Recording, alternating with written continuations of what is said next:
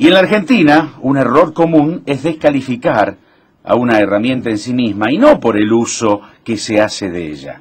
Y esto ha pasado, por ejemplo, como ejemplo, ¿no?, con los DNU. ¿Qué son los DNU? Son los decretos de necesidad y urgencia. Por ejemplo, con las retenciones, con los subsidios, con la política cambiaria, entre otras tantas cosas. Los DNU, los decretos de necesidad y urgencia, entonces conocidos por estas siglas y popularizados desde la época de Carlos Menem, existen, si usted no lo sabía, desde los albores de nuestro país. Pero si agarramos una lupa, ¿me prestás una lupa, Mirta? Sí, bueno, si tomamos una lupita, como esta. Ah, mira qué interesante esta lupa. Qué linda, che. Sí. Si ponemos una lupa, en el periodo que va desde 1853 hasta 1983, es decir, 130 años, los presidentes de distintos signos políticos solo firmaron, escuche, en 130 años, firmaron nada más que 25. Repito, en 130 años, y con todas las falencias de la Constitución de nuestro país, con el unitarismo y centralismo porteño reinante, y con todas las dificultades de cualquier proceso de organización nacional, en 130 años, entre 1853 y 1983, se firmaron 25 decretos. Acá hay en el medio 3 gobiernos de Perón, 2 gobiernos de Irigoyen. Los 2 gobiernos más populares, ¿sí?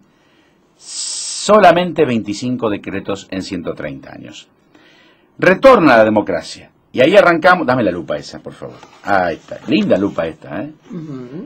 Entre 1983 y 2010, con el retorno a la democracia, la suma llegó a 1065 DNU. 1065, con un promedio de 41 decretos de estas características por año. Y de esos pocos, más de 1000, Alfonsín, escuche, firmó 10. Menem firmó 545. De la Rúa firmó 73, Duhalde 158, Kirchner 270 y Cristina 13. Los DNU no son ni buenos ni malos, señora, son solo una herramienta. El abuso, entonces, como demuestran los 545 firmados por el riojano, distorsiona un instrumento pensado para etapas difíciles. Con las retenciones pasó algo similar. Está claro que los tributos son la herramienta que tiene el Estado, un Estado para redistribuir los ingresos y genera, ese es el objetivo, igualdad de oportunidades. La maquinaria estatal funciona con los impuestos. De sus arcas emerge el dinero que construye los hospitales, las escuelas, los caminos. Lo complejo es saber administrar esta potestad con equidad. Es decir, no se puede medir con la misma vara a un pool de siembra, a un holding internacional productor y exportador de semillas, que al chacarero que heredó 15 hectáreas y que en los 90 luchó para no perder su campito. Es más, en Santa Fe, usted ya lo sabe, las grandes cerealeras multinacionales no pagan ingresos brutos. No lo hicieron durante más de 20 años que el peronismo fue oficialismo, ni lo hacen ahora que trabaron la posibilidad, hace 3 años atrás, siendo oposición, que lo pagaran. Desde otro ángulo, la publicidad oficial es algo que también incide en estas miradas. Los mandatarios tienen la obligación de publicitar los actos de gobierno. Es más, el Estado necesita divulgar cierta información en plazos imperiosos que requieren de los medios masivos. Desde la fecha de pago a jubilados a campañas audiovisuales sobre salud, desde recreación o acceso a beneficios sociales. Sin embargo, en la decisión de poner o no la publicidad en un medio no puede estar influida solamente por una línea editorial, ni su cercanía con el gobierno de turno. Y al actuar así, entonces se vuelve a confundir Estado con partido político. El Estado es el que debe comunicar más allá de los gustos o inclinaciones de los gobiernos de turno que lo administran. Transformar una gran herramienta como es la comunicación en un grifo que cierra y abre recursos es otra deformidad en la que han caído los gobiernos de las últimas décadas. De este modo, una pieza fundamental como la publicidad es desvirtuada de su razón de ser. Y llegamos a un tema escabroso, los subsidios. ¿Son tan malos los subsidios? No. En absoluto. Todos los países lo utilizan. Los reciben pequeños productores agrícolas en los Estados Unidos y en Europa para no desaparecer.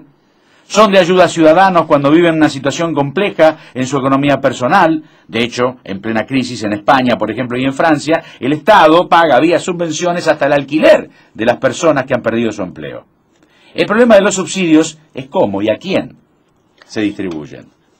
Si la mayoría de los recursos de las empresas del transporte proviene del Estado, ¿me quiere explicar cuál es el rol que cumplen los empresarios?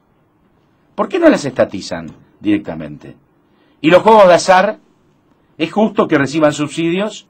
La timba mueve un número impresionante de recursos. ¿No es ilógico que el habitante del barrio más pobre que paga el IVA, aunque no lo sepa, contribuya con el imperio del juego? Otro tema pendiente, la renta financiera. ¿Está mal ganar dinero en la bolsa? En absoluto. El Estado lo que tiene que lograr es que esa ganancia pague impuestos. Se estima que llegan a 4.500 millones de pesos lo que la nación pierde por las exenciones a este tipo de renta. 4.500 millones de pesos. Y este volumen de recursos equivale a lo que cobrarían, por ejemplo, casi 1.400.000 beneficiarios de la asignación universal por hijo. Algún neoliberal dirá, esa es una medida de izquierda. En absoluto, señora, señor. Estados Unidos, por ejemplo, y Chile adoptan desde hace años tributos de este tipo. Es decir, utilizan con buen criterio una de las herramientas que tiene el Estado. Un impuesto a la renta financiera. Y por último, el otro tema urticante es el dólar. En realidad, la política cambiaria. Antes de entrar en polémicas, es preciso saber quiénes compran dólares y en qué volumen lo hace. Si nos fijamos en las estadísticas del Banco Central, veremos que los controles más férreos afectan a quienes menos dólares adquieren. Es decir, toda la batería de restricciones afecta a esos poco más de 3 millones de argentinos, que son quienes tienen capacidad de ahorro. Sin embargo, cuando vamos al detalle, es el 5% de los compradores con los que realmente se manejan los volúmenes importantes. Y hubiese sido quizás más efectivo regular solo la compra en el gran volumen, sin provocar un éxodo de los depósitos, como viene ocurriendo en estos días, y que determina ahora, después de las 10 de la mañana, a ver cómo reacciona el mercado, cuando el Banco Central inunde con 5.000 millones de dólares la plaza. ¿Qué va a pasar si se lo comen todos? No todo termina aquí. Las privatizadas, las empresas que remiten sus regalías a las casas matrices, son los protagonistas de esta fuga de capitales que comenzó hace más de 50 meses. Esto no es nuevo, ¿eh?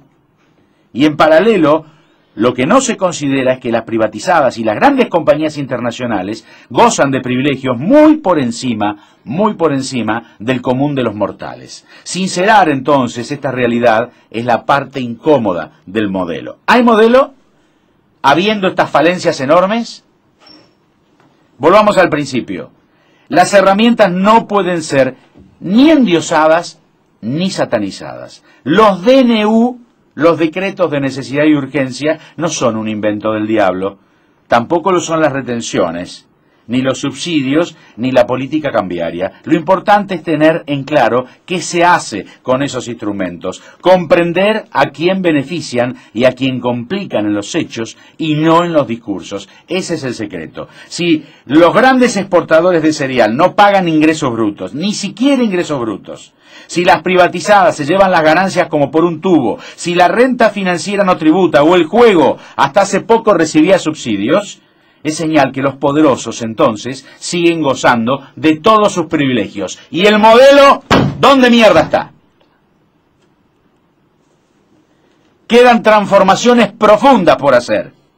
El gobierno recibió hace días un gran respaldo político. Ese 54% sirve, entre otras cosas, para cambiar estas injusticias. Como decíamos hace un tiempo, el respaldo ha sido enorme. Si no se quitan estos privilegios, se podrá hablar mucho del gobierno nacional y popular, pero van a ser solamente palabras. ¿Sabe qué? Como decía mi abuela, las palabras, lo decía en árabe, las palabras se las lleva el viento.